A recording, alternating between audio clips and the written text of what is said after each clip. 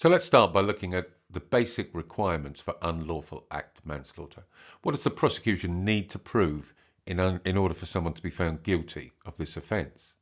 Well, the first requirement is that the defendant must commit an unlawful act or some kind of criminal act. Um, the defendant must also have the mens rea or the mental element for that crime. Um, the act that they've carried out, the crime, must be dangerous, and it must cause the death of another person. If all three or four elements, including the mens rea, are present, then potentially the defendant can be found guilty of unlawful act manslaughter. It's called sometimes constructive manslaughter because from the lesser offence, the lesser unlawful act, the law creates or constructs the more serious offence of manslaughter. Let's give a quick example.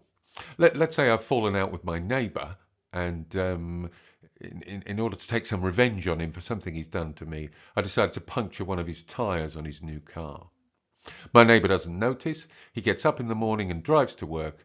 Unfortunately, on his way to work, he loses control of the car, crashes and dies. Now, in instances like this, I could be charged with unlawful act manslaughter.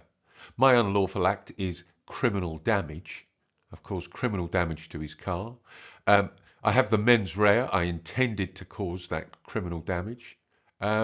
It's also a very dangerous thing to do, obviously, to mess with someone's tyre on a car.